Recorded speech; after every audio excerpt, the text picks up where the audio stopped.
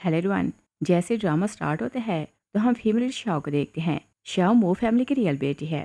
वो ग्रोसरी लेकर घर वापस जा रही थी। तभी वो टीवी पर अपनी फैमिली की न्यूज़ देखती है और न्यूज़ में मो फैमिली बहुत ज़्यादा इंजॉय कर रही थी क्योंकि वो लोग बैंकरप्ट हो चुके थे और शाओ की हेल्प से वो लोग फिर से सेटल हो गए थे और इसी चीज़ को लेकर वो सेलिब्रेट कर रहे थे।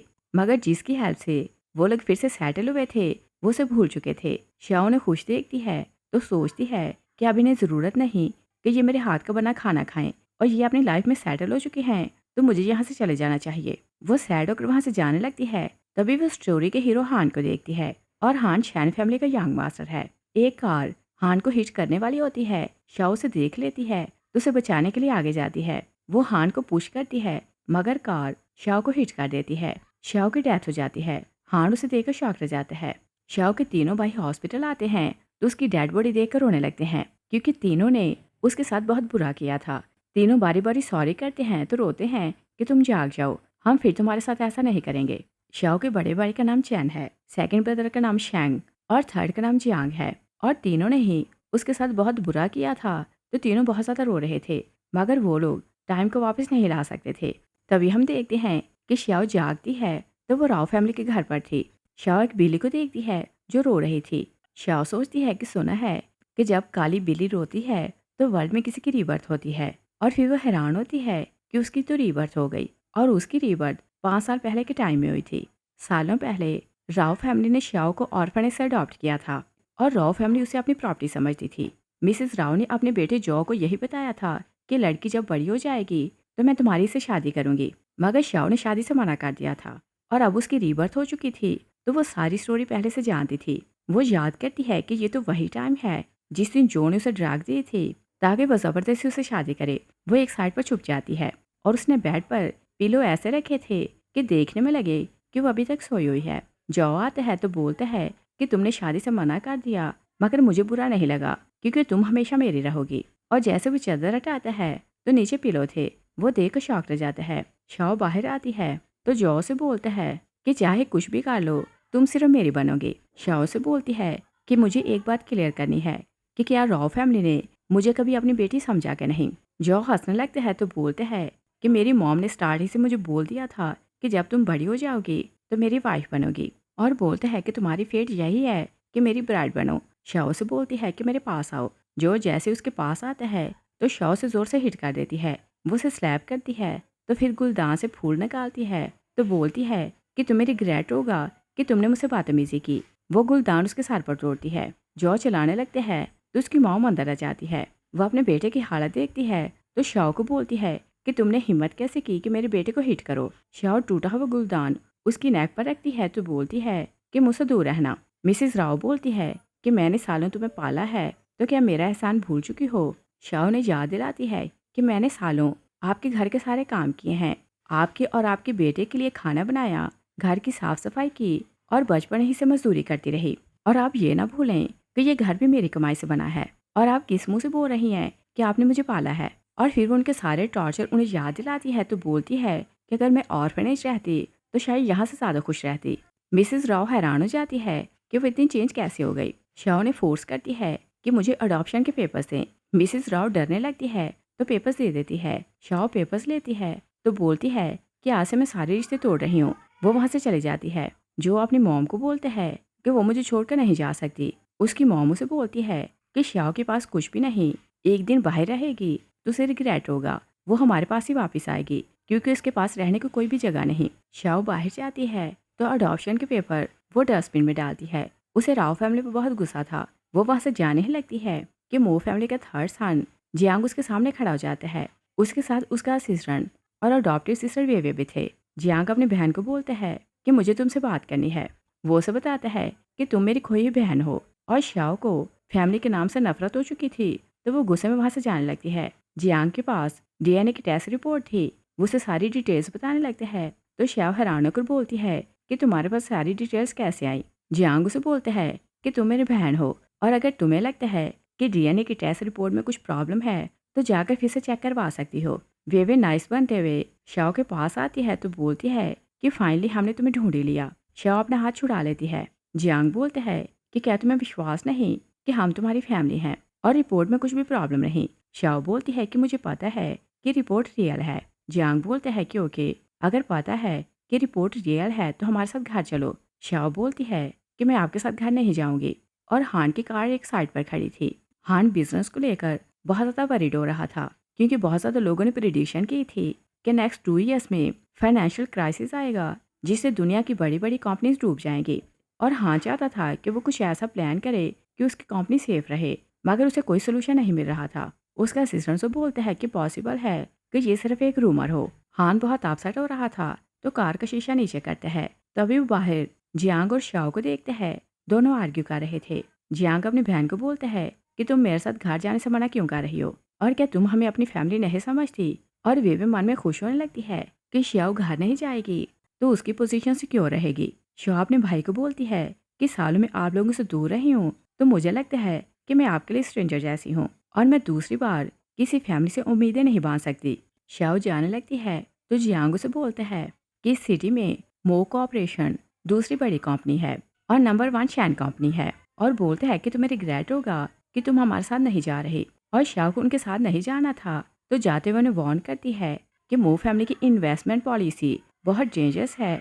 अगर तुम लोग इसी रास्ते पर चलते रहे तो 2 साल के अंदर अंदर तुम्हारी कंपनी डूब जाएगी। वो चली जाती है, मगर हान उसकी बात सुनकर शॉक रह जाता है, क्योंकि शाओ भी वैसी बातें कर रही थी जैसे उसने बिजनेस को लेकर रूमर सुनी थी। वे नाइस बने को अपने भाई को बोलती है कि हम शाओ का पीछा करते हैं और उसे घर वापस लेकर जाएंगे। जियांग बोलते हैं कि अगर हमारे साथ नहीं जाना चाहती तो हम उसे फोर्स नहीं करेंगे, और बोलते हैं कि मो फैमिली की यंग लेडी सिर्फ तुम रहोगी। वे उसकी बात सुनकर खुश हो जाती है और मन में सोचती है कि शाओ तो इडियट है। वो लोग वहाँ से चले जाते हैं, और शाओ जाते हुए फ्यूचर में आने वाले फाइनेंशियल क्राइसिस को याद करती है तो सोचती है कि मैंने मो फैमिली को इन्फॉर्म कर दिया है, अगर उन्हें बचना होगा तो अपनी पॉलिसी ठीक कर लेंगे। और यही सोचते वो जा रही थी कि हान जानबूझकर उसे टकरा जाता है। शाओ गिरने लगती है तो हान उसे होल्ड कर लेता है और उसे देखे जा रहा था। शाओ नर्वस होती है तो दूर हो जाती है और मन में सोचती है कि मैंने पहले इसे कहाँ देखा है। हान शाओ को देखते हैं तो सोचते हैं कि मैंने पहले इसे कहाँ देखा है। वो उसे सॉरी कहते हैं तो शाओ से टीज करती है कि सिर्फ सॉरी से काम नहीं चलेगा। वो उसे बोलती है कि तुम इतने हैंडसम हो तो क्या लोगों को लूटते हो।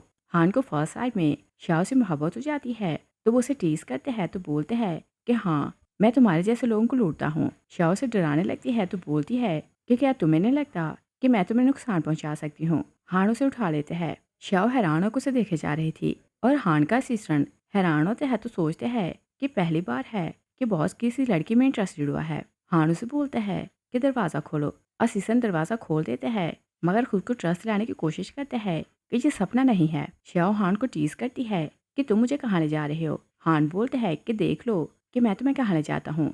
दूसरी साइड पर देखते हैं कि वे परेशान होने का नाटक कर रहे थे। जियांग उसके लिए वरीड होने लगता है तो बोलता है कि तुम्हें क्या हुआ। वे उसे झूठी न्यूज़ सुनाती है तो बोलती है कि न्यूज़ में लिखा है कि जब खोई बेटी वापस आई तो फैमिली ने अडॉप्टिव बेटी को धक्के देकर घर से निकाल दिया। जियांग उसकी परेशानी समझ लेते हैं तो बोलते हैं कि फिक्र न करो, मो फैमिली की यंग लेडी सिर्फ तुम रहोगी और तुम्हें किसी बात की चिंता करने की जरूरत नहीं। और फिर उसे प्रॉमिस करते हैं कि जैसे हम घर वापस आएंगे तो मैं $500,000 तुम्हारे नाम ट्रांसफर करूंगा, ताकि तुम इनसिक्योर फील ना करो। वे खुश हो जाती है तो बोलती है कि आप मेरे बहुत अच्छे भाई हैं। जियांग खुद को रिलैक्स करने के लिए आंखें बंद करके बैठ जाता है, और वो नहीं जानता था कि उसकी भी रीबर्थ है। वो अपनी पास्ट लाइफ को देखने लगते हैं, और पास्ट लाइफ में देखते हैं कि शाओ जब मो फैमिली वापस आती है तो वे हर रोज उसे फ्रेम करती थी और अपने भाइयों को बोला करती थी कि शाओ मुझसे नफरत करती है तो मुझे हर्ट करना चाहती है। और जैसा वो बोला करती थी, भाई उसकी हर बात का ट्रस्ट करते थे, और शाओ कुछ भी क्लियर करने की कोशिश करते तो जियांग उसकी कोई बात नहीं सुनता था। और फिर पूरी वर्ल्ड में फाइनेंशियल क्राइसिस आता है तो मो फैमिली का बिजनेस बर्बाद हो जाता है। मो फैमिली पुअर हो जाती है। जियांग एक फेमस लॉयर है और हमेशा जस्टिस के लिए लड़ता था, और फिर जैसे वो लोग गरीब हो जाते हैं तो जिन क्रिमिनल्स को उसने जेल भेजा था सब लोग उसे मिलकर अप्रोच करते हैं तो बहुत ज़्यादा टॉर्चर करते हैं, क्योंकि उन्हें अब मो फैमिली के नाम का कोई भी डर नहीं था। जियांग बहुत इंजर्ड हो जाता है तो सेकंड ब्रदर शेंग उसे हॉस्पिटल आता है, और तीनों भाइयों के पास जितना भी पैसा था उन्होंने पहले से वेवे के नाम ट्रांसफ़र कर दिया था जियांग का इलाज करवाने के लिए। क्योंकि पैसे नहीं थे तो शेंग वेवे की रिक्वेस्ट करते हैं कि तुम कुछ पैसे दो तो मैं भाई का इलाज करवाऊँ। वे पैसे देने से मना कर देती है। शेंग उसकी रिक्वेस्ट करते हैं कि अगर भाई का इलाज टाइम से नहीं हुआ तो वो हमेशा के लिए क्रिपल्ड हो जाएगा, मगर वे बोलती है कि जो पैसा एक बार मेरे पास आ गया है मैं वापस नहीं दूंगी, और वैसे भी तुम लोगों से मेरा खून का रिश्ता नहीं, तो मेरी तरफ से जियो या मरो, मुझे इसकी परवाह नहीं। वो उन्हें छोड़कर चली जाती है और श्याओ को ये बात पता चलती है कि उसका भाई इंजर्ड है, तो वो पैसे लेकर शैंग के पास आती है। वो बोलती है कि जल्दी से भाई का इलाज करवाओ। जियांग उसे बोलता है कि तुम्हारे पास पैसे कहाँ से आए। तभी उसका बाजू देखते हैं तो बोलते हैं कि क्या तुमने अपना ब्लड सेल किया है। श्याओ नाव में सारा हिलाती है, मगर दोनों भाइयों को पता चल जाता है कि उसने अपना खून सेल किया है। जियांग की टांग का ऑपरेशन होता है, तो श्याओ दिन रात अपने भाई की केयर कर रही थी, मगर जियांग को लाइफ मुश्किल लग रही थी। एक दिन वो चलते चलते गिर जाता है, तो बहुत ज़्यादा रोने लगते हैं। श्याओ अपने भाई को हाक करती है तो रिलैक्स करने की कोशिश करती है। जियांग सारा गुस्सा अपनी बहन पर निकालता है तो बोलते हैं कि मुझे अकेला छोड़ दो और तुम भी मुझे छोड़कर चली जाओ। श्याओ अपने भाई को हाक करती है तो बोलती है कि आप मेरे भाई हैं, तो मैं आपको छोड़कर कैसे जा सकती हूँ, मैं तो आपके साथ रहूंगी। और फिर वो उस दिन को याद करते हैं जब उसकी बहन की डेथ हो गई थी। और फिर हम प्रेजेंट लाइफ में देखते हैं असिस्टेंट सडनली कार रोकते हैं तो जियांग जाग जाता है और वो पास्ट लाइफ को याद करके शॉक था।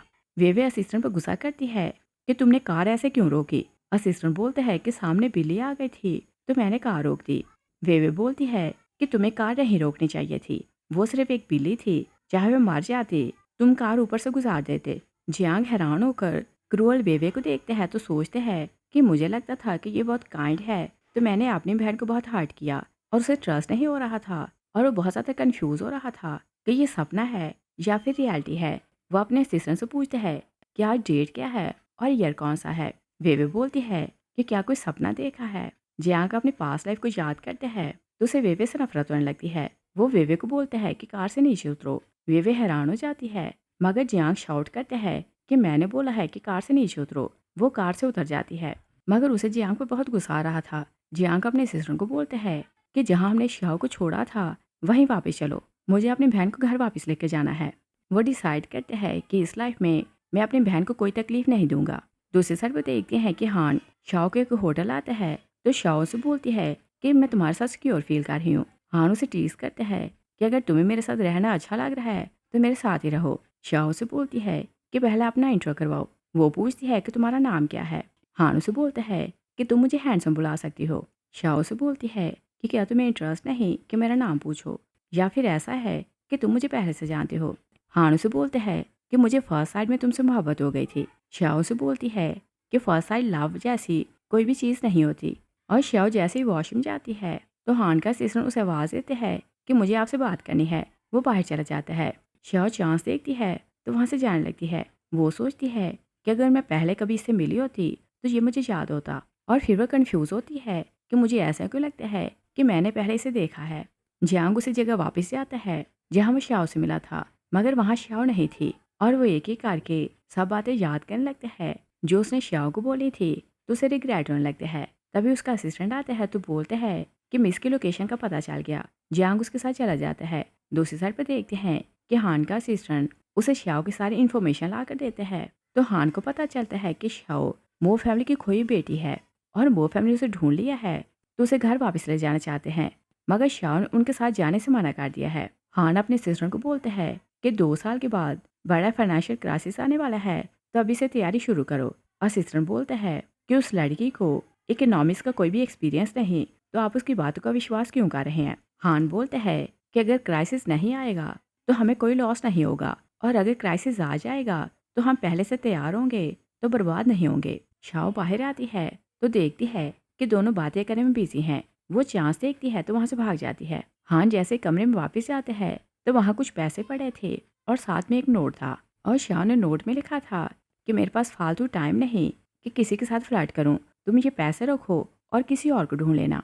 हान सोचते हैं कि शायद उसे लगता है कि मैं उसे अप्रोच कर रहा हूँ और मेरी इंटेंशन गलत है, और वो ये जानती नहीं कि मैं रियल में कौन हूँ। और शाओ जैसे बाहर आती है तो जो और उसकी मॉम सामने खड़े थे। जो शाओ को बोलते हैं कि अब समझ आया कि तुम घर से इस कारण भागी थी कि खुद को सेल करके बहुत ज़्यादा पैसा कमाओ। मिसेज राओ शाओ को इंसल्ट करने लगती है कि तुम बैड गर्ल हो। शाओ को गुस्सा आता है तो उन्हें जोर से स्लैप कर देती है। मिसेज राओ चांस देखती है तो जोर जोर से रोना शुरू करती है। लोग उसे रोता देखते हैं तो इकट्ठे होने लगते हैं। जो कि मॉम उन्हें झूठी स्टोरी सुनाती है तो बोलती है कि ये छोटी थी तो मैंने इसे ऑर्फनेज से अडॉप्ट किया, मैंने इसे पाल कर इतना बड़ा किया, मगर आज ये हमें छोड़कर चली गई। और बोलती है कि मैं इसे मना करती हूँ कि जो रॉन्ग काम ना करे, मगर ये मेरी नहीं सुनती। लोग उसकी बातों को ट्रस्ट करते हैं तो शाओ को बातें सुनाने लगते हैं। कोई बोलते हैं कि ये अनग्रेटफुल है, कोई बोलते हैं कि ये बेशरम है।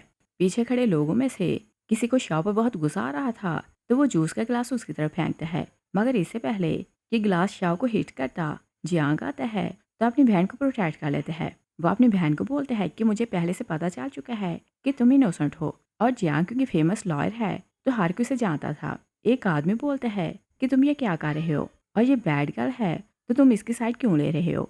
और ये बात तो हर कोई जानता था कि जियांग जस्टिस के लिए लड़ता है। वो लोग बोलते हैं कि तुम रॉन्ग पर्सन का साथ दे रहे हो, और अगर जस्टिस के लिए आए हो तो तुमने रॉन्ग पार्टी को चूज किया है। जियांग बोलते हैं कि मैं सिर्फ जस्टिस के लिए नहीं आया, मैं तो अपनी बहन का साथ देने आया हूँ।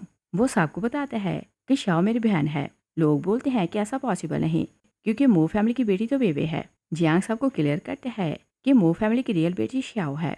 वो अपने सिस्टर को बोलते हैं कि जिन लोगों ने मेरी बहन की इंसल्ट की है सबको अरेस्ट करवाओ। लोग बोलते हैं कि तुम ऐसा कैसे बोल सकते हो कि तुम्हारी बहन सच बोल रही है। जियांग बोलते हैं कि राव फैमिली ने मेरी बहन को ऑर्फनेज से अडॉप्ट किया था, और ये भी छोटी ही थी तो मिसिस राव इसे दो दो जॉब्स करवाती, और इसकी कमाई से इसने घर खरीदा और घर अपने नाम करवा लिया, और अब ये जबरदस्ती अपने बेटे की शादी इससे करवाना चाहती थी। इसी कारण ये घर से भाग आई थी। लोग उसकी बातें सुनकर शॉक रह जाते हैं।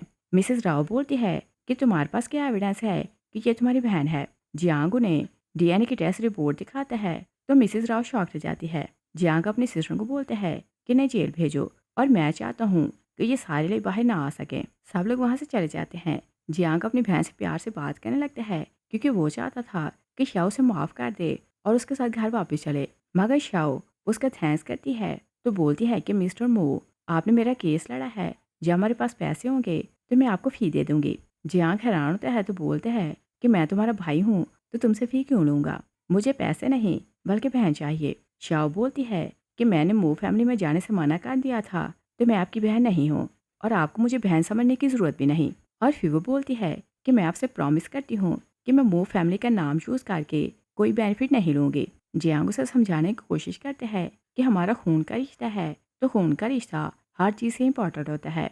शाओ जियांग के वर्ड उसे याद दिलाती है तो बोलती है कि आपने ही बोला था कि खून के रिश्ते साथ निभाने से बड़े नहीं होते। शाओ उसके साथ जाने से मना कर देती है तो जियांग को समझ नहीं आती कि वो क्या करे, और फिर उसे याद आता है कि वो ग्रैंडपा से बहुत मोहब्बत करती है। वो शाओ को बोलते हैं कि ग्रैंडपा की तबीयत खराब है, वो हर टाइम तुम्हें याद करते रहते हैं। शाओ ग्रैंडपा का नाम सुनती है तो सोचती है कि पास्ट लाइफ में सिर्फ ग्रैंडपा थे जो मेरी हर बात का विश्वास करते थे। जियांग उसे सॉफ्ट पढ़ते देखते हैं तो बोलते हैं कि कुछ दिन के बाद ग्रैंडपा की बर्थडे है, अगर तुम जाओगी तो ग्रैंडपा खुश हो जाएंगे। और शाओ नहीं चाहती थी कि वो ग्रैंडपा को निराश करे तो वो बोलती है कि ओके, ग्रैंडपा की बर्थडे तक मैं आपके साथ रहूंगी, मगर उसके बाद मैं चली जाऊंगी। और जियांग के लिए यही काफ़ी था कि वो उसके साथ जाने के लिए मान गई है। वो ओके बोलते हैं। दूसरी साइड पर देखते हैं कि वे घर जाती है तो अपनी मॉम को बताती है कि भाई ने मुझे कार से निकाल दिया था। मिस्टर मो की डेथ हो चुकी है और मिसिस मो उनकी सेकंड वाइफ है, और मिसिस मो को अपने तीनों स्टेप सन्स की परवाह नहीं थी। वो सिर्फ वेवे से मोहब्बत करती थी। वो वेवे को बोलती है कि अपने भाइयों को ज़्यादा इंपॉर्टेंस ना दो। जियांग वापस आए तो मैं उसे फोर्स करूंगी कि वो तुमसे माफ़ी मांगे, और जब तक वो तुमसे अपॉलोजाइज नहीं करेगा तुम उससे कोई बात ना करना। वेवे होकर बोलती है। जैसे ही जियांग शाओ को लेकर घर आता है तो मॉम गुस्सा करने लगती है तो जियांग को बोलती है कि तुमने हिम्मत कैसे की कि अपनी बहन को कार से निकालो। और फिर वो शाओ को देखती है तो बोलती है कि ये लड़की कौन है, और अभी तक वो शाओ को नहीं जानती थी। वेवे जैसे ही शाओ का नाम लेती है तो स्टेप मॉम बोलती है कि क्या ये शाओ है। वो जियांग को बोलती है कि क्या इसके कारण तुमने अपनी बहन के साथ मिसबिहेव किया और इसे वापस लाने की हिम्मत क्यों की है। जियांग बोलते हैं कि शाओ मेरी बहन है तो इसे घर वापस आना ही था। वो नैनी को बोलते हैं कि आंट शाओ को इसका कमरा दिखाएं और इसके लिए बेस्ट कमरा चूज करें। नैनी शाओ को साथ ले जाती है। स्टेप मॉम जियांग को बोलती है कि तुम उसे घर वापस क्यों लाए हो, और बोलती है कि उसके आने से वेवे की फीलिंग्स हर्ट हुई हैं। जियांग बोलते हैं कि शाओ मेरी बहन है तो मैं किसी आउटसाइडर की फीलिंग पर परवाह क्यों करूं। स्टेप मॉम बोलती है कि पहले तुमने इस रास्ते में उतार दिया और अब इससे ऐसे बात कर रहे हो तो ये बहुत सैड हो रही है, तुम इससे अपॉलोजाइज करो। और बताती है कि इसने कुछ खाया पिया भी नहीं। जियांग बोलते हैं कि अगर नहीं खाया तो मुझे इसे कोई भी मतलब नहीं। स्टेप मॉम और शॉक रह जाती है। जियांग जाने लगते हैं तो वेवे बोलती है कि भाई मैं आपसे नाराज नहीं हूँ, वो उसका बाजू पकड़ती है तो जियांग उसे बोलता है कि अगर बात करनी है तो दूर खड़े होकर बात करो, मेरे पास आने की जरूरत नहीं। वे बोलती है कि मू फैमिली बहुत रिच है तो मुझे लगता है कि श्याओ पैसों के कारण वापस आई है। जियांग बोलते हैं कि क्या वो पैसों के लिए वापस आई है। वे खुश होने लगती है कि इस बात को लेकर वो अपनी बहन को घर से निकाल देगा। मगर जियांग खुश होकर बोलते हैं कि अगर वो पैसों के लिए आई है तो ये तो अच्छी बात है, मेरे नाम पर जितनी भी प्रॉपर्टी है मैं अपनी बहन को दे दूंगा। और विवे का ये प्लान भी उल्टा पड़ जाता है तो वो सैड हो जाती है, मगर दिखावे को बोलती है कि हम उसे हर्ट नहीं करेंगे। जियांग बोलते हैं कि अच्छा होगा कि मेरी बहन से दूर ही रहो। मेड श्याओ को घर का सबसे अच्छा रूम दिखाती है मगर श्याओ मना कर देती है और वो छोटा सा कमरा सेलेक्ट करती है। मेड बोलती है कि अगर आपने ये कमरा सेलेक्ट किया तो मुझे डांट पड़ेगी। श्याओ बोलती है कि मुझे यहाँ ज़्यादा दिन नहीं रहना तो मेरे लिए यही कमरा काफ़ी है। और वो रूम को देखती है तो अपनी पास्ट लाइफ को याद करने लगती है क्योंकि यही वो कमरा था जहाँ वो बैठ कर रोया करती थी। श्याओ सोचती है कि पास्ट लाइफ में ये कमरा मेरे लिए हेवन जैसा था क्योंकि जब मैं यहाँ आती थी तो कोई मुझे टॉर्चर नहीं कर सकता था। वो मेड को सेटिस्फाई करती है तो मेड वहाँ से चली जाती है। तभी वे आती है तो बोलती है कि मेरे भाइयों के दिल में मेरी जगह कोई नहीं ले सकता और तुम चाहे कुछ भी कर लो तुम मुझसे हार जाओगी। श्याओ से बोलती है कि अगर तुम्हें पक्का विश्वास है कि तुम्हारी जगह कोई नहीं ले सकता तो इतना डर क्यों रही हो। और फिर उसे बोलती है कि मुझे मू फैमिली की प्रॉपर्टी या आइडेंटिटी में कोई भी इंटरेस्ट नहीं और अगर मुझे ऑफेंड किया तो इस बार मैं चुप नहीं रहूंगी। वे मन में सोचती है कि देखते हैं कि तुम्हारी साइड कौन लेता है। वह अपना सर दीवार से टकराती है तो रोने का नाटक करती है कि श्याओ ने मुझे हिट किया है। श्याओ उसकी नौटंकी देखती है तो बोलती है कि तुम चाहती हो कि तुम्हारी पोजीशन यहाँ सिक्योर हो जाए तो मैं तुम्हारी हेल्प करती हूँ। वो उसका सर जोर से हिट करती है तो वेवे के माथे से ब्लड निकलने लगता है। श्याओ से बोलती है कि सबको विश्वास हो जाएगा कि मैंने तुम्हें हिट किया है। तभी जियांग और मॉम आते हैं तो वेवे बोलती है कि मैं तो श्याओ को बोलने आई थी कि ये किसी अच्छे कमरे में रहे मगर इसने मुझ पर अटैक कर दिया। स्टेप मॉम वेवे का साथ देने लगती है। मेड आती है, जियांग मेड पर गुस्सा करने लगते हैं तो बोलते हैं कि मैंने बोला था कि मेरी बहन को सबसे अच्छा कमरा दो मगर तुम इसे यहाँ क्यों लाई हो। मेड बोलती है कि इन्होंने खुद बोला था कि नहीं यहाँ रहना है। श्याओ बोलती है कि हाँ ये कमरा मैंने खुद सिलेक्ट किया है। मेड वहाँ से चली जाती है। जियांग वेवे को बोलते हैं कि बताओ तुमने नौटंकी क्यों की और मुझे पता है कि मेरी बहन ने तुम्हें हिट नहीं किया। और वेवे तो हैरान रह जाती है क्योंकि पहली बार ऐसा हुआ था कि जियांग उस पर शक कर रहा था। जियांग उसे बोलते हैं कि तुम खुद बोलो कि तुमने खुद को हिट किया है। मगर श्याओ बोलती है कि मैंने इसे हिट किया है। स्टेप मॉम बोलती है कि देखा मैंने बोला था कि वेवे झूठ नहीं बोलती और श्याओ इसे घर से निकालना चाहती है। जियांग पास्ट लाइफ को याद करते हैं तो सोचते हैं कि पास्ट लाइफ में मैंने कभी श्याओ की बात कर ट्रस्ट नहीं किया था तो इसी कारण ये ऐसा हो रही है कि इसने वेवे को हिट किया है। जियांग श्याओ को बोलते हैं कि इसे हिट करने के पीछे कोई ना कोई रीज़न होगी और तुम मुझे सच बताओ कि इसने तुम्हें क्या बोला था। वेवे बोलती है कि मिस्टेक मेरी ही थी, मैंने इसे पुश किया, ये खुद को बचा रही थी तो मुझे हिट कर दिया। स्टेप मॉम बोलती है कि तुम खुद पर ब्लेम ना लो और फिर वो जियांग को बोलती है कि तुम तो हमेशा जस्टिस के लिए खड़े होते हो तो अपनी बहन को जस्टिस दिलाओ। जियांग बोलता है कि थोड़ा सा खून निकला है तो ये मार नहीं जाएगी और अगर वेवे को मेरी बहन के आने से कुछ प्रॉब्लम है तो ये यहाँ से जा सकती है। स्टेप मॉम बोलती है कि मैं तो वेवे के बिना नहीं रह सकती। जियांग बोलते हैं कि ओके फिर आप दोनों चली जाएं। स्टेप मॉम बोलती है कि क्या अपनी बहन और माँ को घर से निकालना चाहते हो। श्याओ बोलती है कि मैं ही यहाँ से चली जाती हूँ। जियांग उसे रोकने की कोशिश करता है मगर श्याओ चली जाती है। जियांग उसके पीछे जाने लगता है तो स्टेप मॉम उसका हाथ पकड़ लेती है और बोलती है कि तुम्हारी बहन इंजर्ड है तो इसे हॉस्पिटल लेकर जाओ। मगर जियांग चला जाता है। स्टेप मॉम वेवे को बोलती है कि श्याओ ने इस पे कौन सा मैजिक किया है कि ये हमारी बात नहीं सुन रहा। श्याओ जैसे ही घर से बाहर आती है तो हान कार लिए सामने खड़ा था। श्याओ इसे इग्नोर करती है तो वहाँ से जाने लगती है। हान उसे बोलते हैं कि हम कल ही मिले थे तो क्या इतनी जल्दी मुझे भूल गई हो। श्याओ बोलती है कि ये तो कोइंसिडेंस है मगर हान उसे बोलते हैं कि ये कोइंसिडेंस नहीं है, मैं तुमसे खुद यहाँ मिलने आया हूँ। श्याओ बोलती है कि आप मुझसे क्यों मिलना चाहते थे। हान बोलता है कि जो काम कल अधूरा रह गया था उसे पूरा करना है। श्याओ बोलती है कि मैंने आपको पैसे दिए थे कि किसी और को ढूंढ लें। हान उसे बोलते हैं कि मुझे फर्स्ट साइड में तुमसे मोहब्बत हो गई तो मैं किसी और को क्यों ढूंढूंगा। तभी जियांग आता है तो बोलता है कि तुम्हारी हिम्मत कैसी हुई कि मेरी बहन के पास आओ और वो नहीं जानता था तो ये शैन फैमिली का यंग मास्टर है। वो हान को बोलते हैं कि मेरी बहन से दूर रहो। हान बोलते हैं कि क्या तुम इसकी बहन हो। श्याओ बोलती है कि नहीं, मेरे भाई तो सिर्फ आप हैं और बोलती है कि मैं थकी हुई हूँ तो जाकर कहीं रेस्ट करना चाहती हूँ। हान उसे बोलते हैं कि रेस्ट करने के लिए मेरा घर अच्छी जगह है। वो उसे बोलता है कि तुम कार में बैठो। जियांग उसे रोकने लगते हैं तो हान बोलता है कि तुम उसके पीछे नहीं जा सकते। जियांग बोलता है कि क्या तुम्हें पता है कि मैं कौन हूँ? हान बोलते हैं कि हाँ, मुझे पता है कि तुम मो फैमिली के थर्ड जियांग मास्टर हो और बेस्ट लॉयर हो। जियांग बोलते हैं कि तुम मुझे पहले से जानते हो, तो तुमने हिम्मत कैसे की कि मेरी बहन को अप्रोच करो? और बोलते हैं कि क्या तुम मरना चाहते हो? हान बोलते हैं कि उसने बोला तो है कि तुम उसके भाई नहीं हो, उसका भाई मैं हूँ। और तुम्हारी ऑलरेडी बहन है, तो क्या हर किसी को बहन बनाना चाहते हो? हान चला जाता है तो जियांग बेबस होकर अपने असिस्टेंट को कॉल करता है, तो कार का नंबर सेंड करता है और बोलता है कि पता लगाओ कि ये बंदा कौन है। जियांग जैसे ही अंदर जाता है तो वेवे फिर से नौटंकी करने लगती है। वो बोलती है कि शाओ मेरे कारण नाराज होकर गई है, तो मैं जाकर उसे माफी मांगती हूँ। जियांग उसे बोलता है कि क्या तुम्हें कभी अपने रियल पेरेंट्स की याद नहीं आई? वेवे शॉक रह जाती है तो बोलती है कि इस बात का क्या मतलब? और फिर वो सोचती है कि मैं ये तो नहीं बोल सकती कि मैंने उन्हें कभी याद नहीं किया, वरना ये समझेगा कि मैं सेल्फिश हूँ। वो बोलती है कि मैं उन्हें याद करती हूँ। जियांग बोलते हैं कि ओके, मैं पूरी ताकत लगाऊंगा और तुम्हारे पेरेंट्स को तलाश करूंगा, और जैसे हमें उनका पता मिल जाएगा तो तुम अपने घर वापस जाओगे।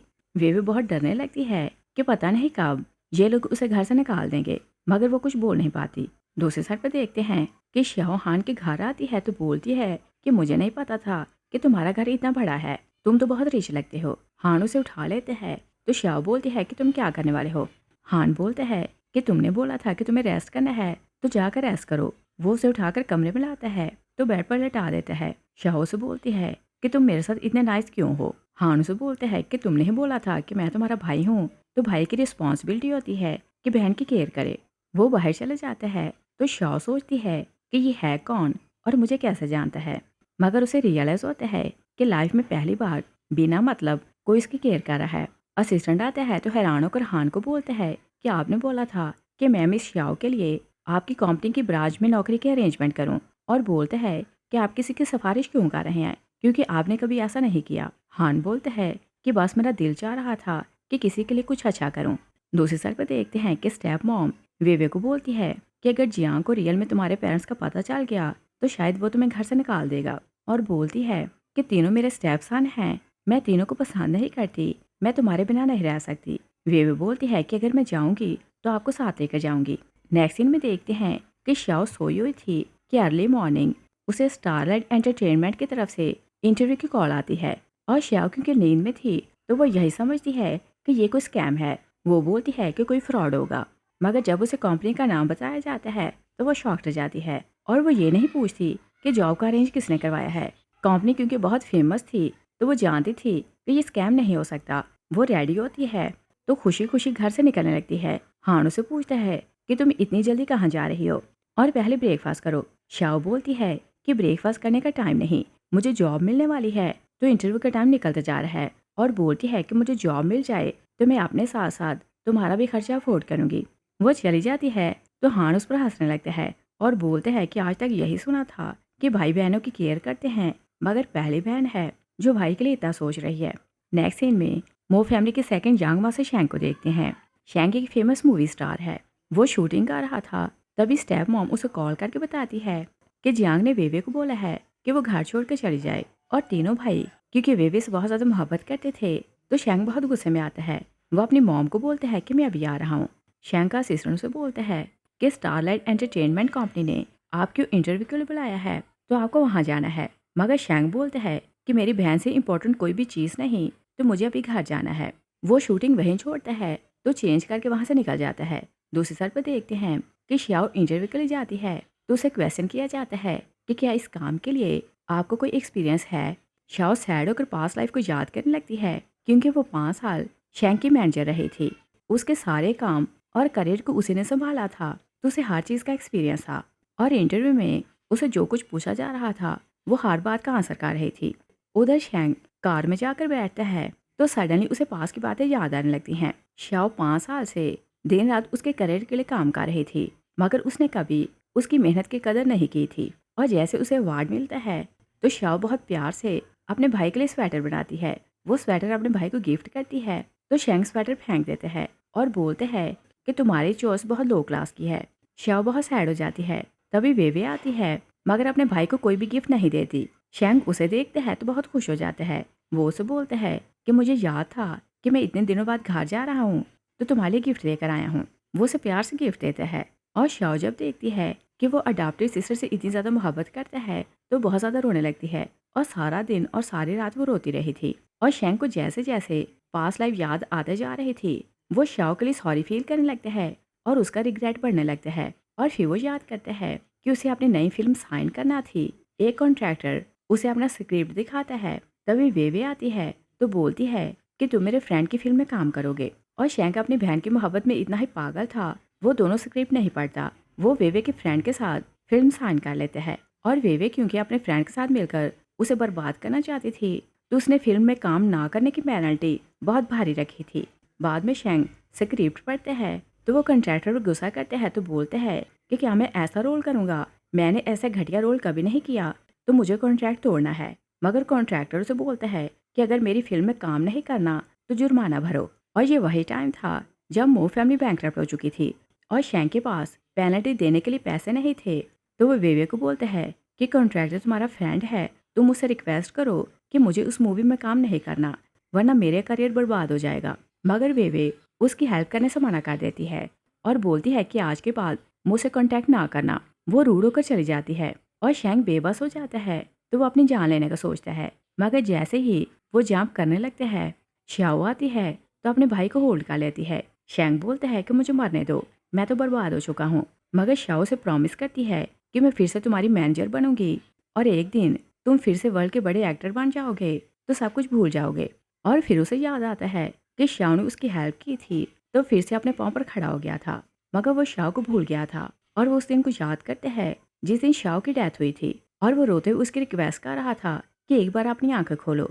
और फिर हम प्रेजेंट लाइफ में देखते हैं शैंक पास्ट लाइफ को याद करते हैं तो सोचते हैं कि मैंने अपनी बहन के साथ बहुत बुरा किया मगर इस बार ऐसा नहीं होगा। उधर श्याओ का इंटरव्यू अच्छा रहता है तो सीनियर ऑफिसर उसे बोलते हैं कि कल से आप जॉब के लिए आ सकती हैं। श्याओ वहाँ से चली जाती है और इंटरव्यू लेने के लिए बड़ा ऑफिसर आया था। तो कंपनी के सब वर्कर हैरान हो रहे थे तो बोलते हैं कि आप इसका इंटरव्यू लेने खुद क्यों आए हैं।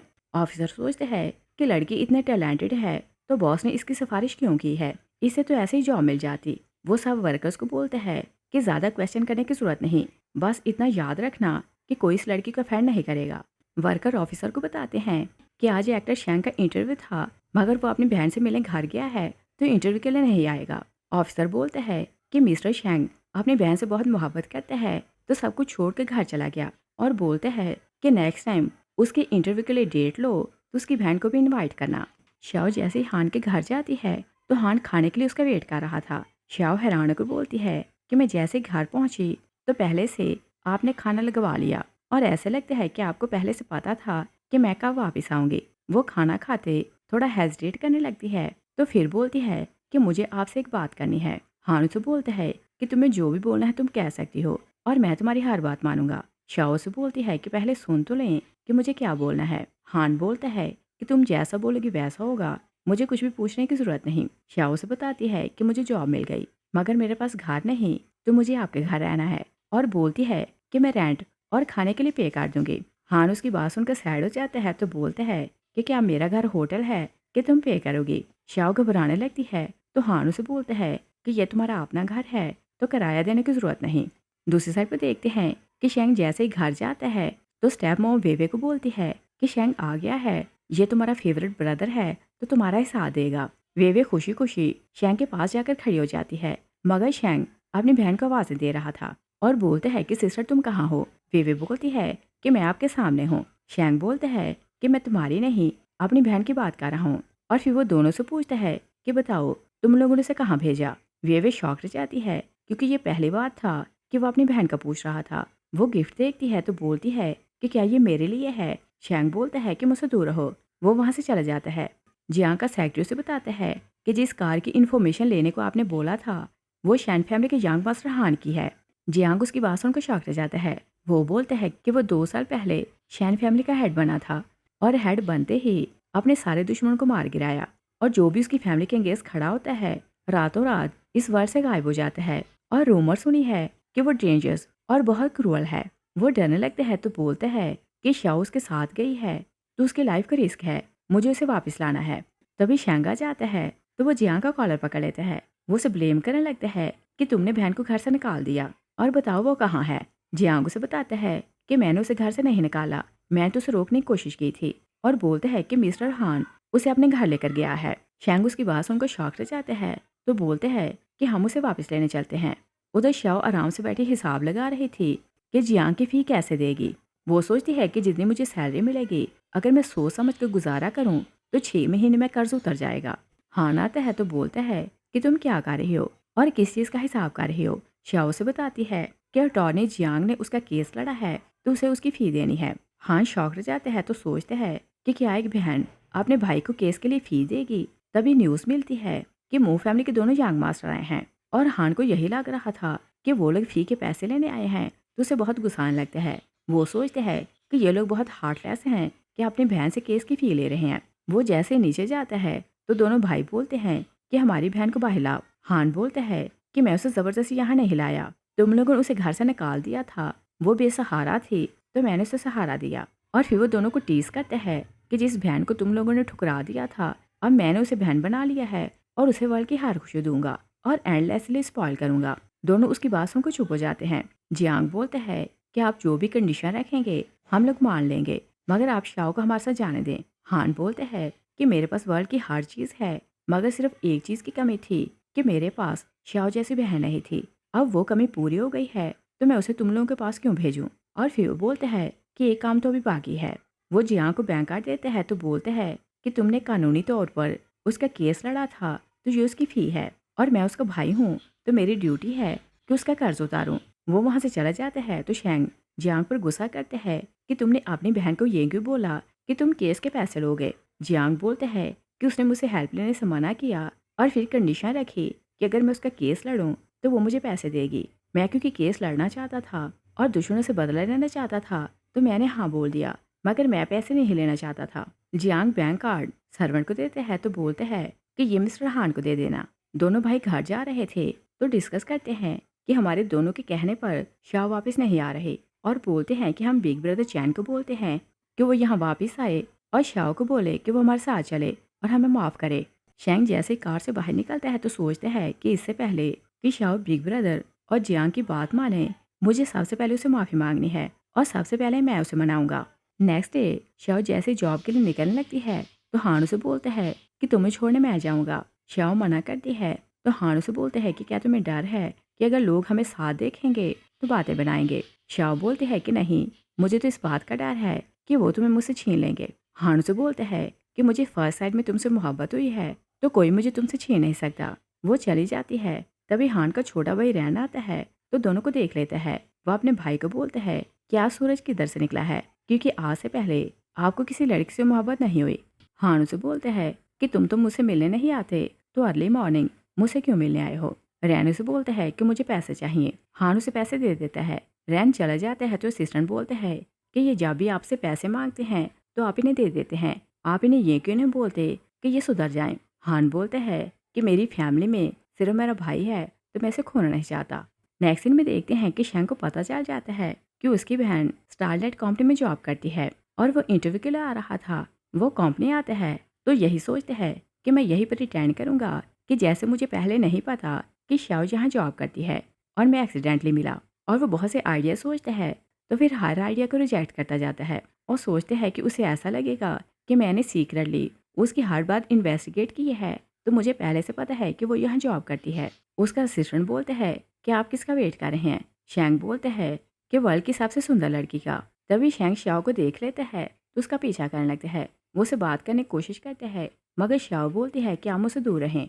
शाओ अंदर चली जाती है तो शैंग पीछे जाने लगता है मगर उसका असिस्टेंट उसे रोक लेता है क्योंकि फैंस शैंग की पिक्चर्स ले रहे थे। असिस्टेंट बोलता है कि अगर आप ऐसे किसी लड़की के पीछे जाएंगे तो ये न्यूज़ कल की हेडलाइन बनेगी। शैंग बोलते हैं कि मैं अपनी बहन के पीछे जा रहा हूँ तो मुझे इसकी परवाह नहीं कि कैसे भी हेडलाइन बने। दूसरी साइड पर देखते हैं और शाओ जिस कंपनी में जॉब करने आ रहे थे वहाँ एक लड़की मियाओ थी और मियाओ समझती थी कि वो यहाँ सबसे सुंदर है और उसने रूमर फैलाई हुई थी कि वो मिस्टर शैंग को पर्सनली जानती है और वो उसका बेस्ट फ्रेंड है। कोलीग उसे इम्प्रेस होने लगती हैं तो बोलती हैं कि आप बहुत सुंदर हैं तो मिस्टर शैंग आपसे ही शादी करेगा। तभी शाओ आती है तो कोलीग्स उसे देकर हैरान होती हैं तो बोलती हैं कि अब तो कंपनी में सबसे सुंदर लड़की यही है। मियाँ उनकी बातें सुनती है तो जेलस होने लगती है और उसकी एक कोलीग उसकी चमची थी, वो उसे इशारा करती है। वो लड़की शाओ के पास जाती है तो बोलती है कि मिस मियाओ के लिए कॉफ़ी लेकर आओ। शाओ बोलती है कि मैं कॉफ़ी क्यों लेकर आऊँ। कोलीग बोलती है कि तुम नहीं हो तो ये काम तुम्हें करना पड़ेंगे और तुम मिस मियाओ की कोई बात रिजेक्ट नहीं कर सकती। शाओ मियाओ के पास जाती है तो बोलती है कि मैं आपके लिए कॉफ़ी ले आती हूँ और बोलती है कि मैं आपके लिए सॉरी फील कर रही हूँ क्योंकि आप तो पैरालाइज हैं। मियाओ बोलती है कि किसने बोला कि मैं पैरालाइज हूँ। शाओ बोलती है कि अगर आप पैरालाइज नहीं हैं तो अपने काम खुद क्यों नहीं कर सकती। मियाओ को गुस्सा आता है। मियाओ अपनी चमचे को बोलती है तो वो कलीग शाओ को बोलती है कि क्या तुम्हें नहीं पता कि ये मिस्टर शैंग की बेस्ट फ्रेंड है और तुम्हें हर हाल में इसकी रिस्पेक्ट करनी है, क्योंकि अगर मिस मियाओ ने मिस्टर शैंग को बोल दिया तो तुम्हारा करियर बर्बाद हो जाएगा। तभी शैंग आ जाता है तो सब लड़कियां उसे देखकर खुश होने लगती हैं और शैंग जैसे ही शाओ को देखते हैं तो सॉफ्टली स्माइल करता है और मियाओ भी क्योंकि पीछे ही खड़ी थी तो सब वर्कर यही समझती हैं कि शैंग ने मियाओ को स्माइल दी है। शैंग अंदर चला जाता है तो सब मियाओ की तारीफें करने लगती हैं कि मिस्टर शैंग आपको बहुत ज़्यादा पसंद करता है और वो आपसे ही शादी करेगा। और वो लोग फिर से शाओ को बोलती हैं कि मिस मियाओ से माफ़ी मांगो वरना तुम यहाँ काम नहीं कर सकती। शाओ मना करती है तो कोलीग उसे स्लैप करने लगती है। शैंग आता है तो उसका हाथ पकड़ लेता है और उसके साथ कंपनी का मैनेजर भी था। शैंग मैनेजर को बोलते हैं कि क्या आपके यहाँ लोग ऐसे दूसरों को बुली करते हैं। ऑफिसर गुस्से में आता है तो उस लड़की को फायर कर देते हैं। वर्कर मियाओ को देखती है तो मियाओ बोलती है कि ये लड़की नहीं है तो हम तो इसे लेसन सिखा रहे थे। ऑफिसर बहुत गुस्से में आता है तो मियाओ को बोलते हैं कि अगर तुम्हें यहाँ जॉब नहीं करनी तो तुम जा सकती हो। वो सिक्योरिटी को बुलाता है तो उस लड़की को कॉम्पिटिशन निकलवा देता है। जैसे सारा मैटर ख़त्म होता है तो ऑफिसर शैंग को बोलते हैं कि गाला इवेंट आने वाला है तो आपकी हेल्प के लिए मैं ऑफिस में से एक स्टाफ मेंबर को आपके साथ करूँगा। मियाओ सामने आती है तो बोलती है कि इनकी हेल्प मैं करूँगी, मगर ऑफिसर बोलता है कि ये काम शाओ करेगी। मियाओ ऑफिसर को बोलती है कि आज से पहले मैं आपकी फेवरेट थी, आप इस नई लड़की को ये काम कैसे दे सकते हैं और क्या पता कि ये काम अच्छे से ना करे। शैंग बोलते हैं कि मैंने खुद रिक्वेस्ट की थी कि मेरी हेल्पर शाओ बनेगी और फिर वो शाओ को बोलते हैं कि कहीं बैठकर बात करते हैं। मियाओ बोलती है कि क्या आप मुझे भूल चुके हैं, आपने मुझसे हाथ मिलाया था और जब यहाँ आए थे तो स्माइल दी थी। शैंग उसे क्लियर करते हैं कि वो स्माइल शाओ के लिए थी।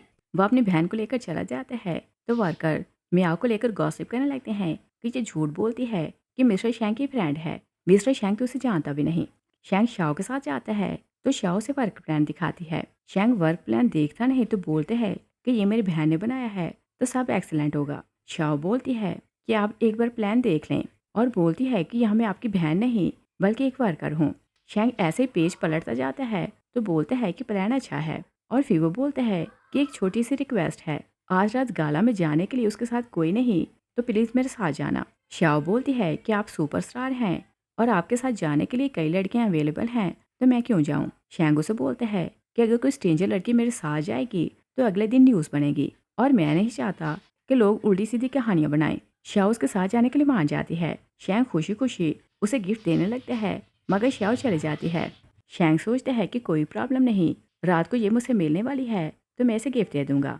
वे बार बार शैंग को कॉल कर रही थी मगर उसे पता चलता है कि शैंग ने उसका नंबर ब्लॉक कर दिया है। वो बहुत सैड हो जाती है तो अपने मॉम को बोलती है कि जो भाई एक मिनट मेरे बिना नहीं रहता था आज मुझसे बात करना पसंद नहीं करता और ये सब शाओ के कारण है। तभी मेड स्टारलाइट एंटरटेनमेंट की तरफ से गाला का इनविटेशन लाकर वेवे को देती है तो बोलती है कि ये आपके लिए है। मॉम इनविटेशन कार्ड देखती है तो वेवे को बोलती है कि शायद तुम्हारे भाई ने सारी अरेंजमेंट की है तो तुम्हें वहाँ बुलाया है। वेवे खुशियों को सोचती है कि शायद सरप्राइज देने के लिए वो अभी मुझे इग्नोर कर रहा है। वो अपनी मॉम को बोलती है कि मुझे सबसे अच्छी ड्रेस लेनी है ताकि हर कोई मुझसे जेलस हो। दूसरी तरफ देखते हैं कि शाओ जैसे कंपनी से बाहर आती है तो हान सामने खड़ा था। शाओ से बोलती है कि मुझे गाला जाना है तो अभी घर नहीं जाऊंगी। हान चुप हो जाता है तो शाओ बोलती है कि क्या आप नहीं चाहते कि मैं अवार्ड सेरेमनी में जाऊं। हान उसे अपने साथ लाता है तो बोलते हैं कि जैसी ड्रेस चाहो चूज कर सकती हो और शाओ जैसे ही ड्रेस चेंज करके आती है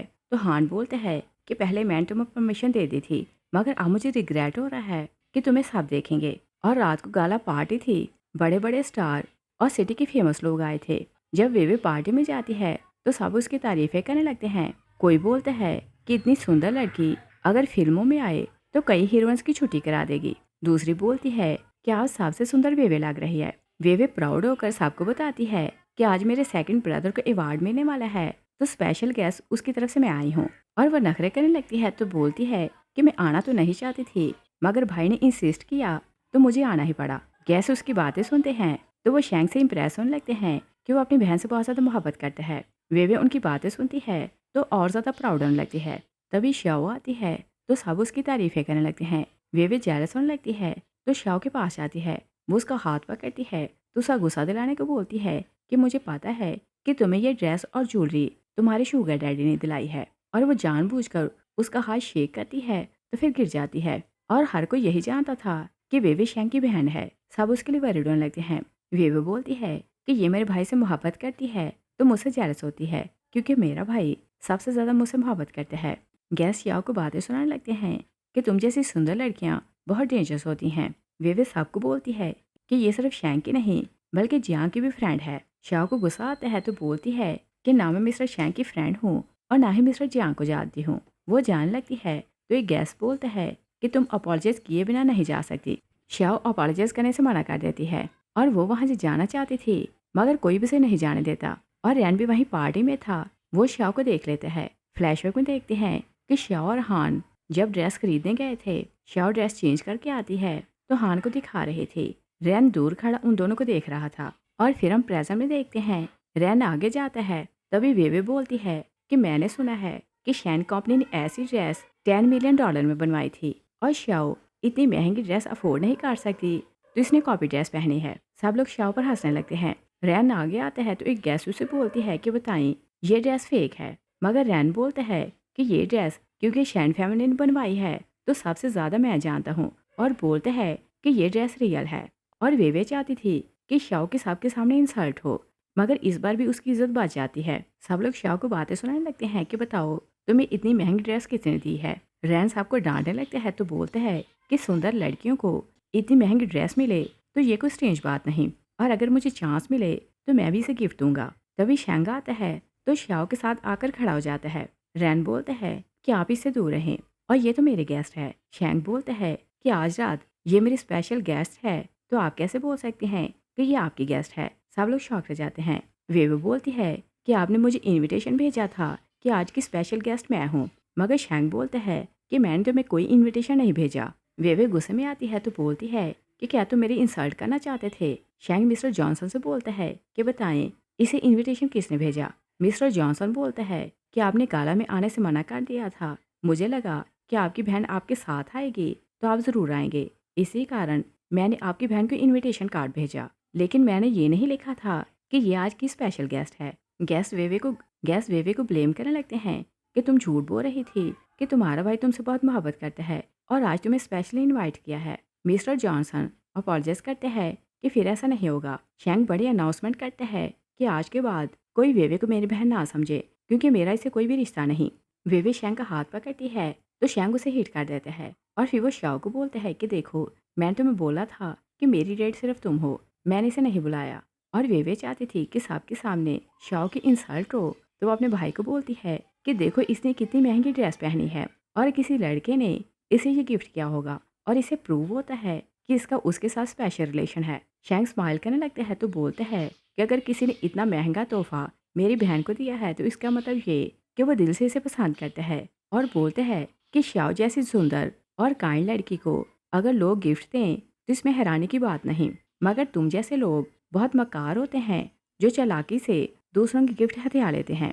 रैन क्लैप करने लगता है तो बोलता है कि मुझे नहीं पता था कि तुम्हारा दिल इतना बड़ा है कि कोई श्याओ को गिफ्ट देगा तो तुम्हें बुरा नहीं लगेगा। शैंगो से बोलता है कि प्ले बॉय श्याओ से दूर रहना, और वो किसी को ये क्लियर नहीं करता कि वो उसकी बहन है, क्योंकि उसने श्याओ से प्रॉमिस किया था। और फिर वो नेकलेस निकालता है तो बोलता है कि ये मेरी तरफ से श्याओ के लिए गिफ्ट है। वो श्याओ को नेकलेस पहनाने लगता है तो श्याओ बोलती है कि मैं नहीं ले सकती। शैंग उसके कान में बोलता है कि सबके सामने से रख लो। श्याओ नेकलेस पहन लेती है और वो नहीं चाहती थी कि शैंग उसे ट्रिक कर रहा है कि वो उसका गिफ्ट एक्सेप्ट करे। शैंग अपनी बहन को लेकर चला जाता है तो वे भी बहुत गुस्से में आ रही थी। तभी म्याओ उसके पास आती है तो बोलती है कि मुझे पता है कि तुम्हें भी श्याओ पर गुस्सा है। और वे जब देखती है कि दोनों ही श्याओ के दुश्मन हैं तो वो उसे हाथ में ला लेती है। पार्टी के बाद श्याओ चेंज करके आती है तो अपने भाई को नेकलेस वापस करती है, मगर शैंग बोलता है कि मैं इसे वापस नहीं ले सकता। श्याओ बोलती है कि भाई ये बहुत एक्सपेंसिव है, तुम ऐसे नहीं रख सकती। वे वॉशरूम जाती है तो अपना हाथ काट लेती है। वो सोचती है कि श्याओ, जिस पेन से तुम गुजरने वाली हो, मेरी पेन उसके सामने कुछ भी नहीं। उधर शैंग श्याओ के मुंह से भाई का वर्ड सुनता है तो खुश होकर बोलते हैं कि फिर से मुझे भाई बुलाओ। वो श्याओ को हक करता है तो थैंक्स करते हैं कि तुमने मुझे भाई मान लिया। श्याओ से बोलती है कि अपना गिफ्ट वापस लें। शैंग मना करता है तो श्याओ बोलती है कि मैंने कभी अपने भाइयों से नफरत नहीं की, मैं पीसफुल लाइफ गुजारना चाहती हूँ और आपसे कोई गिफ्ट नहीं चाहती। शैंग को अपने पास की बातें याद आती हैं। जिस दिन उसने अवार्ड जीता था, श्याओ ने बहुत प्यार से उसे गिफ्ट दिया था, मगर उसने उसका गिफ्ट फेंक दिया था और ये नेकलेस उसने वेवे को गिफ्ट किया था। वो अपने पास की बातें याद करते हैं तो उसे रिग्रेट होने लगता है कि उसने अपनी बहन के साथ ऐसा क्यों किया। शैंग उसे बोलते हैं कि ओके, अभी मैं नेकलेस रख लेता हूँ, जब तुम्हारा मन करेगा तो इसे ले लेना। और फिर वो उसे बोलते हैं कि ग्रैंडपा की बर्थडे है तो तुम उस दिन ज़रूर आना। शाओ प्रॉमिस करती है कि मैं ज़रूर आऊँगी। तभी मिस्टर जॉनसन आता है तो शैंग को बताता है कि वेवियन ने अपनी कलाइयाँ काट ली। शैंग हंसने लगता है तो बोलता है कि वो ऐसे नौटंकी करती रहती है और अगर वो मार भी जाए तो मुझे परवाह नहीं। शाओ बोलती है कि आपको एक बार देख लेना चाहिए। शैंग उसकी बात मानता है तो मिस्टर जॉनसन के साथ चला जाता है और प्लान के हिसाब से मियाओ गुंडों को साथ लाती है तो बोलती है कि आज तो मैं मेरे हाथ से कोई नहीं बचा सकता। मियाओ नाइफ से शाओ पर वार करने लगती है। शाओ उसे हिट करके गिराती है तो उससे नाइफ छीन लेती है। वो मियाओ को डराने लगती है। तभी हान आ जाता है तो उसके हाथ से नाइफ ले लेते हैं और बोलते हैं कि लड़कियों को नाइफ से नहीं खेलना चाहिए और बोलते हैं कि तुम यहाँ से जाओ, मैं इन सबको लेसन सिखाता हूँ। शाओ वहाँ से चली जाती है। गुंडे हान पर वार करने लगते हैं तो हान एक एक करके सबको गिराते जा रहा था और फिर वो मियाओ की तरफ आता है तो मियाओ बोलती है कि मुझे हिट करने का ना सोचना। हान उसके नाक को हिट करता है तो उसके नाक से ब्लड निकलने लगता है। मियाओ बहुत ज़्यादा रोने लगती है। शैंग मिस्टर जॉनसन के साथ जाता है तो मिस्टर जॉनसन उसे बताता है कि डॉक्टर ने बोला है कि वेवे अब खतरे से बाहर है। शैंग बोलता है कि वो नौटंकी कर रही थी और फिर उसे याद आता है कि श्याओ तो वहाँ अकेली है। वो भागते वापस आता है तो सब गुंडे और मियाओ इंजर्ड पड़े थे। शैंग मियाओ से पूछता है कि बताओ श्याओ कहाँ है, मगर मियाओ बोलती है कि हमें नहीं पता और सबकी हालत बहुत ख़राब हो रही थी। वो लोग शैंग की रिक्वेस्ट करते हैं कि हमें जेल भेज दो और हम कभी बाहर नहीं आएंगे। हमने बहुत बड़ा गुनाह किया है, हम फिर किसी को बुली नहीं करेंगे। और शैंग समझ नहीं पाता कि उनका ये हाल किसने किया है। हान कार में आकर बैठता है तो श्याओ से बोलती है कि तुमने इतनी जल्दी सबको लेसन कैसे सिखा दिया। हान स्माइल करने लगते हैं तो बोलते हैं कि काफ़ी टाइम के बाद मैंने किसी को लेसन सिखाया है तो पहले जैसी स्पीड नहीं रही, इसी कारण मुझे थोड़ा टाइम लगा। श्याओ से बोलती है कि तुमने उन्हें लेसन सिखाया है तो क्या फिर तो वे ऐसा नहीं करेंगे।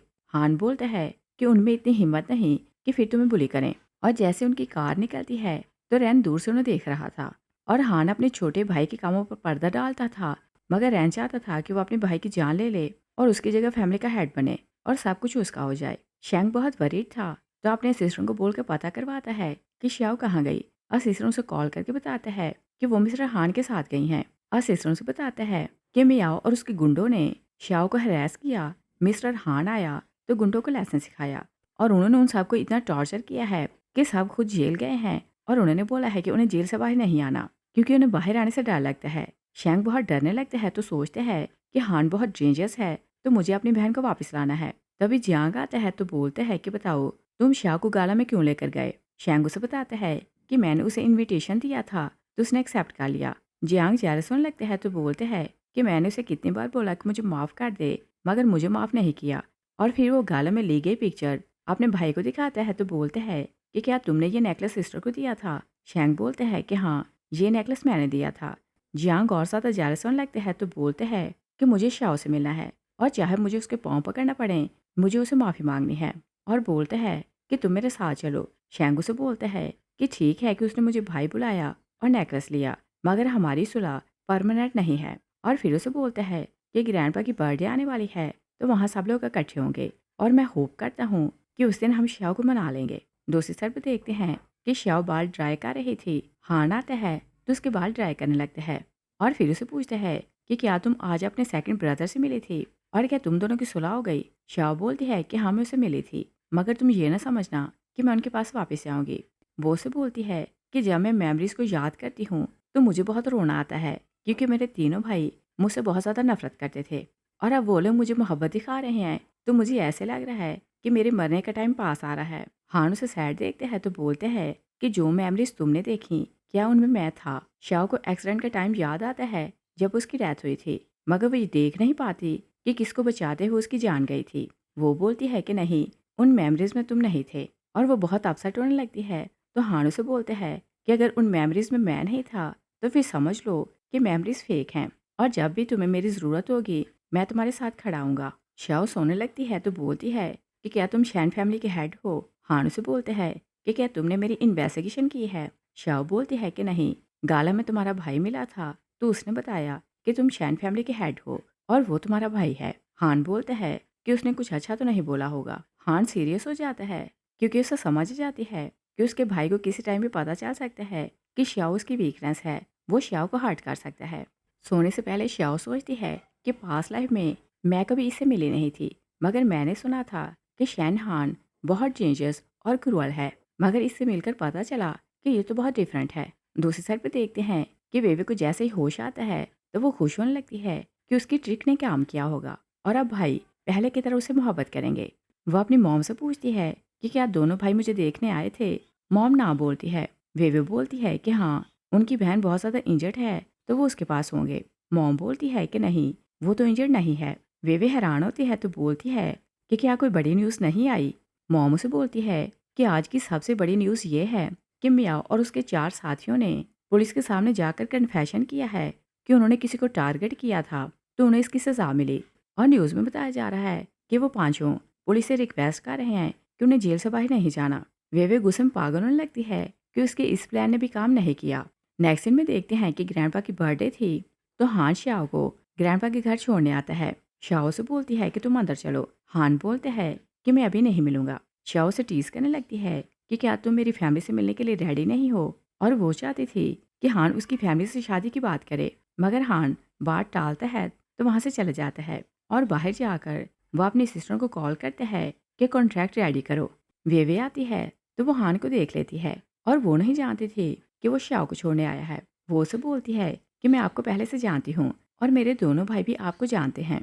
वो उसे इनवाइट करती है कि ग्रैंडपा की बर्थडे है तो मेरे साथ अंदर चलें, मगर हान रूड हो जाता है तो उसे मना कर देता है। वे मन में सोचती है कि ये बहुत बड़ा आदमी है, अगर मेरे साथ जाता तो सब मेरी रिस्पेक्ट करते। जैसे वो अंदर जाती है तो मॉम उसे एक महंगा गिफ्ट देती है तो बोलती है कि ये अपने ग्रैंडपा को देना। और दोनों जैसे ही डाइनिंग रूम में जाती हैं तो शव वहाँ अकेली बैठी थी। स्टेप मॉम उसके साथ रूड हो जाती है तो बोलती है कि तुम्हारे दोनों भाई तुम्हारा साथ दे रहे हैं, मगर ये ना समझना कि सब कुछ तुम्हारे हक में होगा। और बोलती है कि रियल पावर ग्रैंडपा और चैन के हाथ में है, उनको धोखा देना इजी नहीं और वो तुम्हें कभी वारिस नहीं बनाएंगे। और फिर जैसे ग्रैंडपा आते हैं तो स्टेप मॉम दूर हो जाती है। वे खुशी खुशी ग्रैंडपा को हक करने लगती है, मगर ग्रैंडपा उसे दूर करते हैं तो जाकर शाओ को हक कर लेते हैं। शाओ ग्रैंडपा को देखती है तो पास्ट लाइफ को याद करने लगती है, और पास्ट लाइफ में वेवे ने जब शाओ को ट्रिक किया था कि उसने उसे सीढ़ियों से गिराया तो सारी फैमिली वेवे का साथ दे रही थी, मगर सिर्फ ग्रैंडपा थे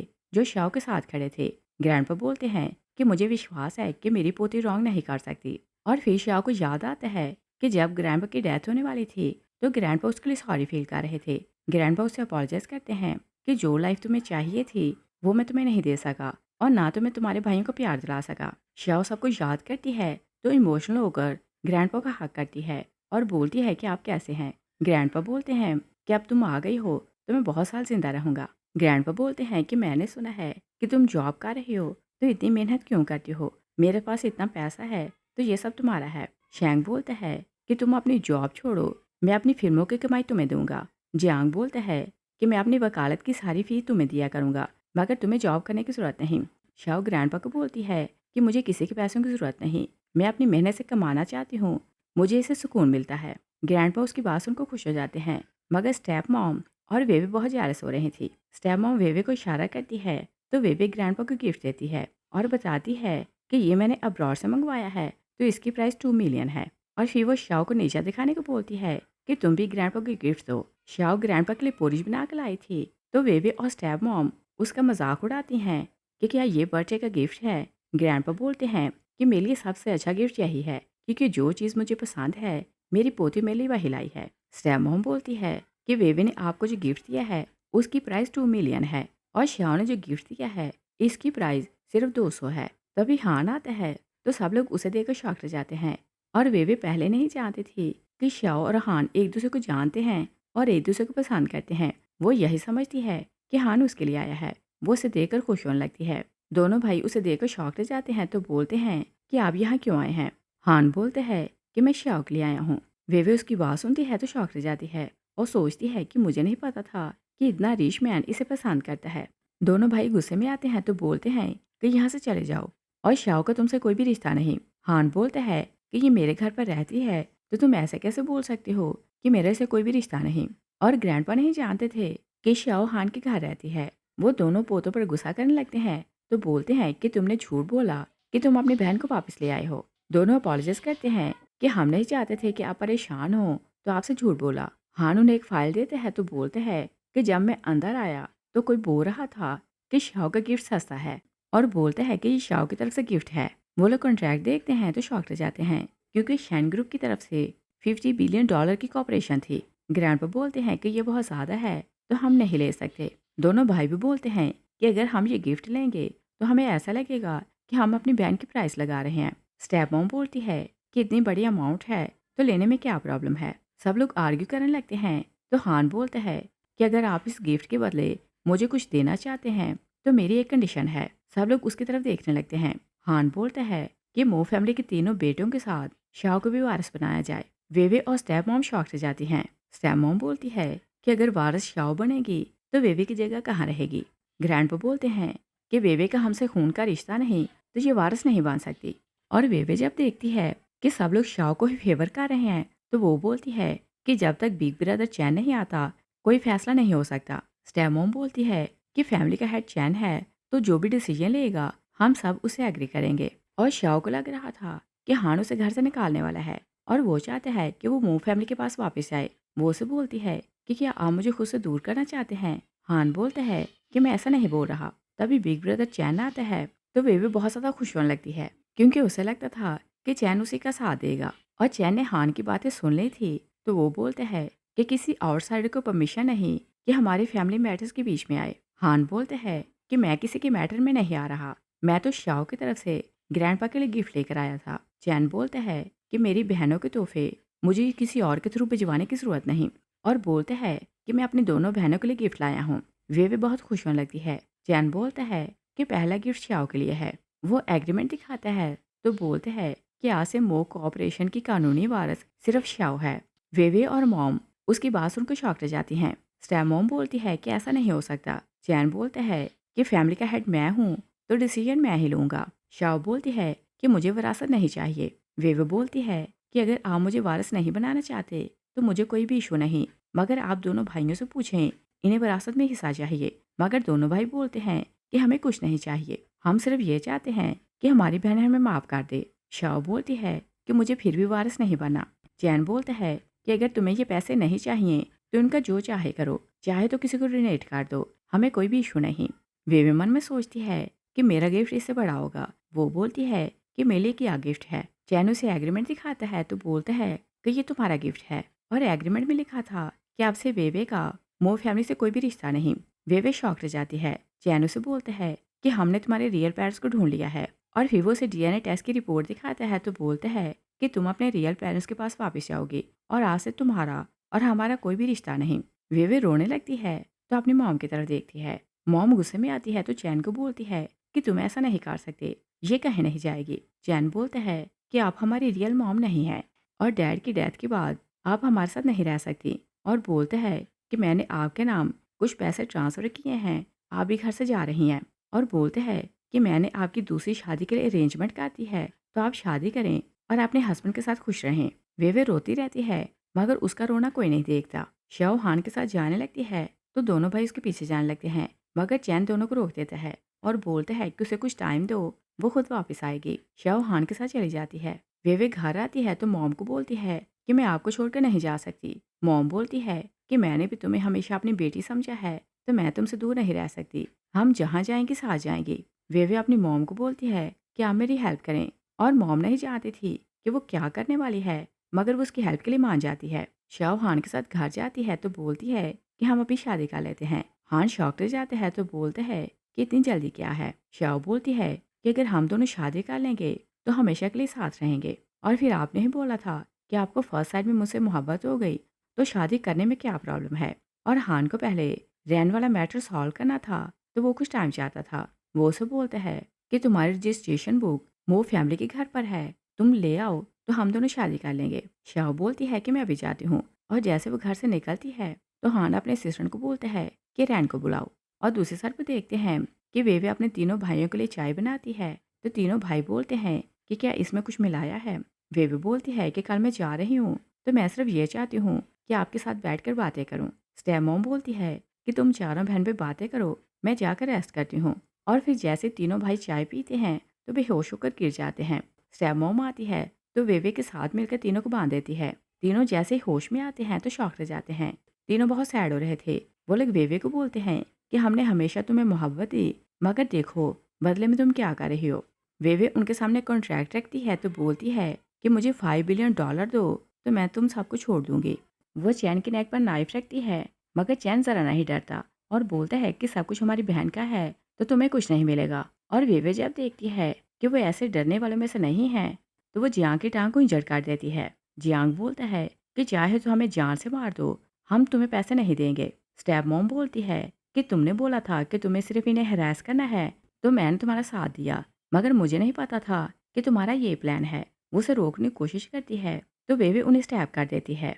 और फिर जैसे ही वो शैंग को स्टैब करने लगती है, श्याओ आती है तो नाइफ रोक लेती है। उसका हाथ इंजर्ड हो जाता है। तीनों भाई बोलते हैं कि ये चाहे हमें मार दे, तुम इससे दूर रहो, हम नहीं चाहते कि ये तुम्हें हर्ट करे। शाओ वेवे को हिट करके गिरा देती है तो नाइफ छीन लेती है और वो तीनों भाइयों की रस्सियां खोलती है तो वेवे को भागने का चांस मिल जाता है। तीनों भाई शाओ के लिए वरीड होने लगते हैं तो उसे माफी मांगते हैं। शाओ बोलती है कि आप भी मुझे माफ कर दें क्योंकि मैंने आपकी बात नहीं मानी। ब्रदर चैन उन्हें हॉस्पिटल ले जाता है और वेवे छुप रही थी क्योंकि चैन के लोग उसे हर जगह ढूंढ रहे थे। तभी रैन आता है तो बोलते हैं कि क्या मेरी हेल्प चाहिए। और श्याओ को आपने जैसे मकार बंदे का साथ मिल जाता है तो वो उसे हाथ मिला लेती है। और फिर हम देखते हैं कि हान के कॉल करने पर रैन अपने भाई से मिलने जाता है तो बोलते हैं कि मैंने बहुत ज़्यादा पी रखी है, सारी रात जागता रहा हूँ, तो जो बोलना है जल्दी बोलें। हान उसे बोलता है कि तुम अब्रॉड जा रहे हो और कभी वापस नहीं आओगे। रैन बोलता है कि आप मेरे साथ ऐसा नहीं कर सकते और बताएं आप मुझे यहाँ से क्यों भेजना चाहते हैं।